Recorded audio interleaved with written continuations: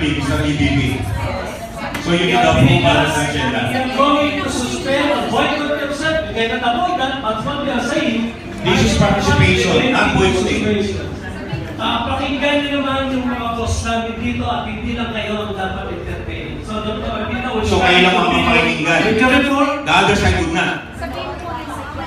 You ask for General Assembly. Any General Assembly should be stated upon your agenda whatever is the decision of the body. Okay, let's do it one by one. If they want to add on something, they could do it. Okay. It's a General Assembly. Okay. Why call it General Assembly if you yourself the only one who will say yes? Okay, Madam first, sir, first.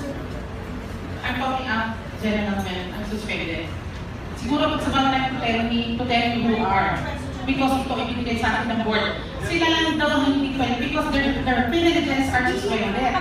They are Arlene Reyes, Ricardo De Leon, Ana Centeno, sino pa ba? Coronation, isa? Because that is my job. Madam, excuse me po. Okay, what we are just trying to invoke po is to correct no, the representatives of the different chapters. Okay, If you will not call for the approval of the agenda, pag sinabi pong approval of the agenda, baka po meron kayong gustong idagdag na i-discuss. That is why, pinagtitiinan namin na kailangan aprubahan muna ang agenda. Kasi kung mag-proceed na sila, it is as good as saying, dahil naprubahan nila. Okay, ayusin natin ito. You call please for the approval of the agenda. No, hindi sa tinuturuan ko kayo ng parliamentary procedure. Tanungin nyo, I'm calling for the insertion, for the amendment, or for the deletion of the agenda. Okay. Sa kanila po itong meeting na ito, baka may gusto silang i-discuss, and that is part of the approval of the agenda, madam. Okay, yes, we do. We will have that, as they are saying. But, initially, yung suspended lang po ang muna inaanap po muna.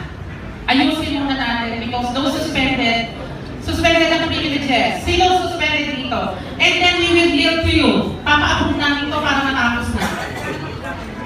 Kasi we cannot do this eh. Kasi kung papagunin nyo kung ano, I hope those to suspended. Kasi yun ang order, hindi naman order, but that is meant to be as chair of membership. And now I will give my position here to the board because I made my decision already. Mr. Chair, I can speak on behalf of the suspended colleagues of ours. I just would like to ask, were they given the due process? Excuse me, were they given the due process? They were not. Okay, in the case of Dr. Arlene Reyes, our beloved treasurer, who was elected and who was seated as the treasurer during the term of Cora Flores, allegedly she committed some violations, allegedly she committed. Pero term na ito ni Dr. Lalo Coronacion, na-carry over pa rin ang suspension niya. Was there a due process?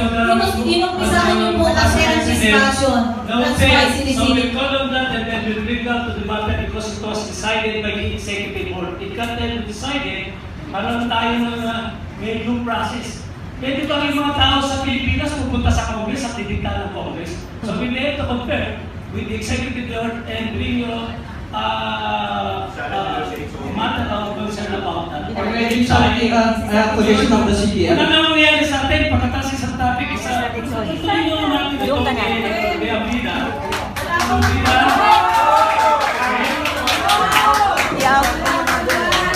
Which provision of the CBN that you are defending? What floor? Section 3 of Article 11 of the CBN stipulates that all elected officers... May I call you to remove that mic in front of this... I have the floor. It was given by Madam Chair. I'm not giving anyone the floor. I was trying to cooperate. And the...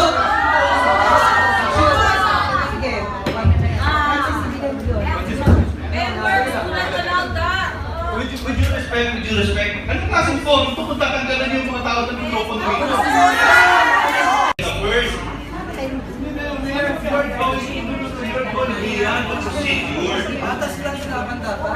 Meron kasi tayong susunod sa protocol. Kanya,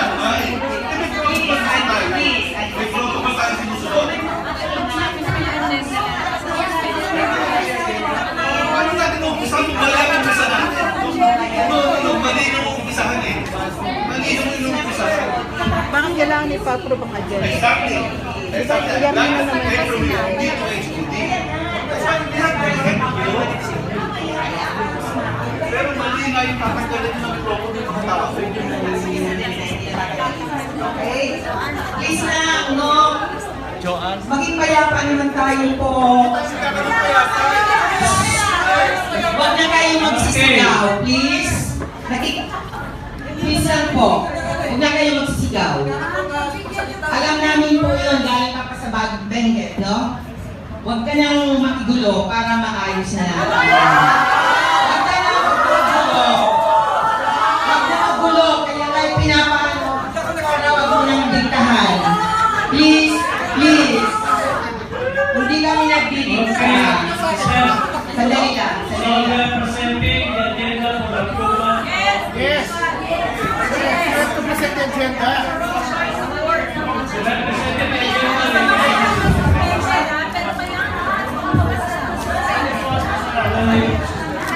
Okay, before we move for the approval of the agenda, again we will be requesting all the suspended members to step out of this room as being agreed upon earlier. Sabi ng legal counsel, wag daw. Attorney, can you say that? Sabi ng legal counsel, hindi lang sila pwede lumabas. Ano, sir, sabihin niyo. Kasi general membership ito. General membership. Sinabi niyo, sir, hindi sila magandang. You told them to be outside. Sabi sa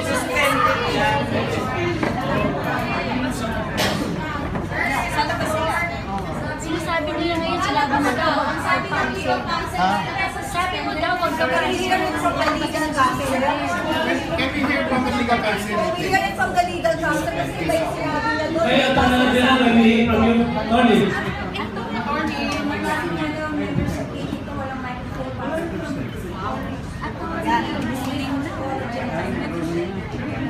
Sinabi mo kanina kayo nagsabi, hindi pwede pa. Kaya can we hear it from the legal counsel? Kasi iba yung sinabi nila, bakit ba yung sinasabi na yung front? Kaya nagkaroon ng microphone pa. Meron na talaga, pwede ba? Sabi ko hindi hindi sila pwede umatid. Dapat niya sasabihin mo pwede. Tama po. Kaya nga. Pwede yung sinabi sa akin. Sasabihin mo pwede. Well, ganito po. The ones who have been officially suspended by the board, it's up to the board to decide whether they can stay or not. But I think they can stay as observers. It's already coming from the legal counsel. Nagsalita na po yung legal counsel, huwag yung palabasin as observer, okay?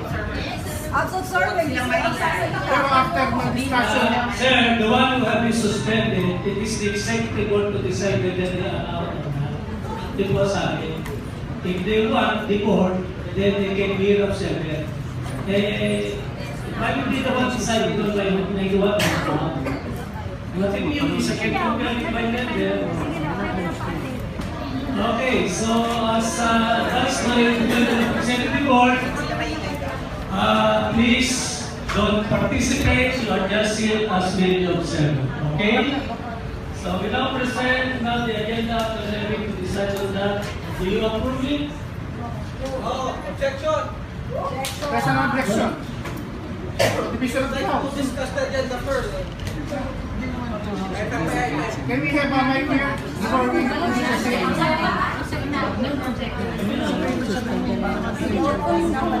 Okay, so what do you want? Can we place the mic for back here? Or Just say cancel. Okay, magsisigaw po tayo. Kung saan nagbibigay ng pasakali, kung saan nagbibigay ng pasakali na baka i-cancel, sige, basta i-cancel na lang yan. Ganun lang. Recess ka. Recess ka, Dok. Dok, I'd like mag-recess to ka. discuss the agenda first. If pwede. Dok, mag-recess ka. Kasi sa inyo galing yung agenda, yung sa akin naman, bago natuloy lang yung agenda, kailangan ng approval namin. So pag-usapan muna natin. In the first place, sir, we are not appearing on a consultatory meeting. Actually, this began as something in response for you to be informed So we want you to be informed. That is why we will actually entertain you to questions relative to what are going to be reported. But we are not here on a consultatory relationship. Hindi ito parliamentary. Kaya may ask for a recess of 5 minutes. So may recess of na tayo. If you want this meeting to construe, probably between us, tayo subject matter sa examine. Pero yung po malalayo pinanggalingan, gusto na ipag-communicate, ay kababan naman po sila. Okay, so now, we call again Dr. Piapina for the report. After the report, we entertain question. They are not going to hide anything. Ang kailangan lang ay ipanaw is program na. Ito natin sabihin agenda. Program na lang. Nasaan yung... The Board of Trustees approved his appointment as a member of the PDA Committee, supposedly during its 10th regular board meeting on March 11, 2016. Members of the board who had gotten hold of the letter were surprised. A check by the minutes of the 10th regular meeting indicated that the Board of Trustees never approved the appointment. The letter was likewise used by Dr. Coronacion in her meetings with members of the Council of Past Presidents who were misled by the misinterpretation in the letter. On April 26, 2016, pursuant to the bylaws of the PDA, a special board meeting was called to discuss urgent issues, including the apparent falsification and misinterpretation in Dr. Coronacion's March 14, 2016 letter addressed to Dr. Uy. Trustees were surprised when the PDA security guard met them at the PDA entrance, informing them that Dr. Coronacion issued a memo preventing members of the board entering the PDA premises. The act was unprecedented. All members of the PDA have the right to enter the PDA premise.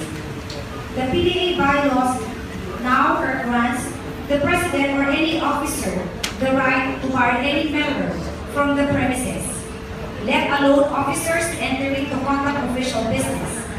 Not being sanctioned by the laws, the memorandum clearly constituted a gross abuse of power on the part of the president. On the previous day, the president terminated all the members of the PDA Ethics Committee in an apparent retaliatory gesture. The Ethics Committee had just recently submitted a letter to the Board of Trustees affirming the findings of an ad hoc committee charged with investigating possible anomalies in the handling of funds and conduct of the 106 Convention. Their termination was a self-serving act that constituted a gross and improper interference in the mandated functions of the Ethics Committee. No proceedings were undertaken by the President since the move was unilateral on her part. The board was not informed the Ethics Committee termination constituted a retaliatory move, an act of gross interference, and an act of undue influence and intimidation on other committees trying to look into the 106th Convention. On April 25, 2016, the President unilaterally and without the board's concurrence terminated the Executive Director. The President likewise violated the specific provisions by the PDI laws requiring her to liquidate, forward, and submit reports on the 106 Convention within the period required by the laws. Each of the above described acts separately constitute grave violations of the bylaws, abuse of power, and criminally accountable acts constituting falsification and/or misinterpretation. Consequently, after thoroughly deliberating on the matter, the board had no choice but to suspend the President pursuant to Article 26 of the PDA Constitution and bylaws. This is the Board Resolution number 41, series of 2015-2016. Board Resolution suspending PDA President Dr. Maria Lourdes F. Coronacion for 7 years effective immediately. Whereas, an appointment paper dated March 14, 2016, 3 days after the March 11, 2016 regular board meeting, addressed to Dr. Luis Uy was worded as follows. As per approval by the Board of Trustees during its 10th regular meeting on March 11, 2016. In my capacity as PDA President 2015-2016, I have the honor to appoint you third member of COMELEC. This appointment is effective immediately this March 14, 2016. Whereas, said letter addressed to Dr. Uy and circulated among those present in the Council of Past Presidents, meeting was deliberately misleading as the phrase "as per approval of the board" was deliberate lie, was calculated to misrepresent that the Board of Trustees had approved the same. The appointment of Dr. Uy was never approved by the board as shown in the minutes of the board meetings covering the same. Nowhere in the minutes of the PDA board approved the appointment of Dr. Luis Uy. Whereas, for the President to claim that supposedly had the approval of the board during the 10th regular board meeting is gross dishonesty, deliberate falsification, and misinterpretation. Whereas, the letter falsely claiming the board's approval compounded the fact that the President committed negligence of duty by failing to appoint the third member of the COMELEC in accordance to Article 14, the COMELEC Section 3B, which provides, the President shall appoint the third member before February during his term or any vacancy in the COMELEC within 30 days and upon approval of the board and confirmation of the House of Delegates. The minutes of the January to February 2016 meetings of the board clearly indicate that she never made an attempt during this period to appoint the third member of the COMELEC. In fact, during the February board meeting, she replied in the negative when queried, "Who is your appointee for the COMELEC third member?" Her reply was, "Saka na lang." Whereas, the President committed gross abuse of power when she released a memo dated on April 26, 2016, barring members of the board from entering the PDA building. Further, she closed, locked, and took the keys of the boardroom, HOD office, Apollonia Hall, and library, HOD room in Digency Clinic, and brought it with her and instructed the security guard on duty, thus, do not allow the PDA officers to enter the premises of the PDA. Nowhere in the bylaws does the President granted such power over the officers. Neither does she possess the power under the PDA to bar any member from entering the PDA building and its premises. This constitutes a conduct unbecoming of an officer or member, as stated in Article 26, Section 4, a gross abuse of power which the PDA bylaws do not grant to her. Even access to the HOD office was barred. Whereas, on April 25, 2016, the President terminated all the members of Ethics Committee. The President was at that time the subject of the investigation by Ethics Committee for acts relative to the ad hoc committee report of the 106th Financial Report.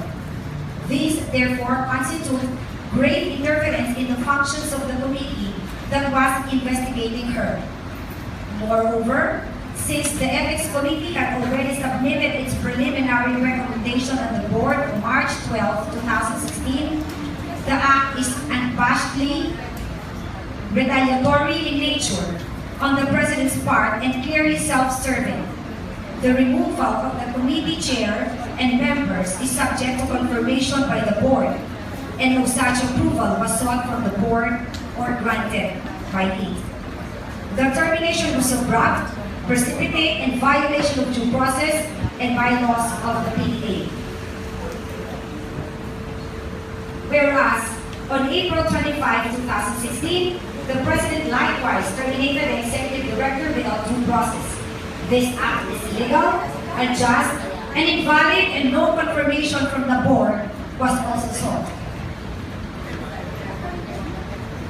Whereas, the Ethics Committee in March 12, 2016 report confirmed the violations of the PDA CBL findings of the 106 Financial Ad hoc Committee to the following violations. liquidation of financial report of the chapter or affiliate and association with the prescribed period.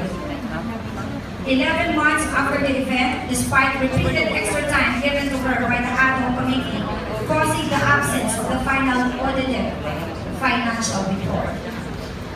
Article 25, Section 8, monies generated during the annual convention should be reverted to the general fund within 30 days after the last convention. Violations of any provisions of the PDA CPL. Article 25, Section 9A, disbursements shall be supported by receipts. C. Purchases of materials and or equipment above a maximum set by the board shall not be authorized without proper canvas. By canvas is not meant the pertinent papers showing the cost of materials obtained from one source shall include the report of a special committee duly formed to examine the veracity of such papers. Some committee chairs reported to the 106 ad hoc committee that the amounts reflected in the report submitted by the 106 convention treasurer did not jive with their actual expenses per their submitted report. They also declared that they were not privy to any of the transactions and negotiations entered into the president. Others refused to sign vouchers that did not match the amount spent by their committee, and yet these amounts still appeared in the convention treasurer's report. The president herself admitted to the ad hoc committee that she was the only one who carried out some of the transactions, ignoring CBL provisions that require bidding and canvas, among others. Whereas, all these infractions and violations of the PDA bylaws by the President, Dr. Maria Lourdes Conacion, are each individually and separately grounds for suspension for any officer or member, Article 26, Section 4, Number 2, 4, 5. The last is her failure to liquidate the financial report of the PDA 106 convention stated above. Collectively, all these constitute conduct so gross and violative of the PDA CBL that the board could not ignore them without shirking from its duties under the PDA bylaws. A single violation perhaps can be ignored, but due to these numerous violations cited above, namely the falsification and misinterpretation in her appointing Dr. Uy, claiming that she had the board's approval. Number 2, the barring of members of the board from entering the PDA premises. Number 3, the wholesale and precipitate termination of the PDA Ethics Committee investigating her. 4, the precipitate and sudden termination of the Executive Director without informing the board and obtaining its concurrence. 5, violations of CBL provisions in respect to submission of reports and accountable documents during the period required therein. The board has no choice without neglecting its duty to protect the PDA after investigation but to exercise its painful duty to suspend President Dr. Maria Lourdes M. Conacion. Wherefore, in view of the foregoing findings, the Board of Trustees find President Maria Lourdes Conacion guilty of violating the aforesaid PDA Constitution and bylaws, provisions, and hereby suspended for 7 years due to the numerous violations, and not just based on a single provision of the CBL, effective immediately beginning April 27, 2016 until April 26, 2023. Thank you very much, Dr. Amida. May I request to hold on to your questions and queries because the next report is slated to the one being presented earlier by Dr. Amida. So may I call Dr. Vic Torres to present the ad hoc committee report.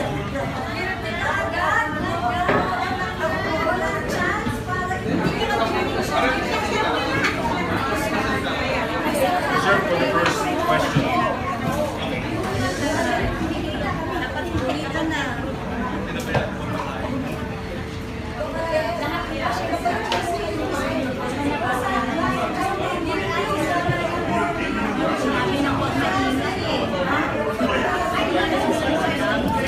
Okay, good afternoon, everyone.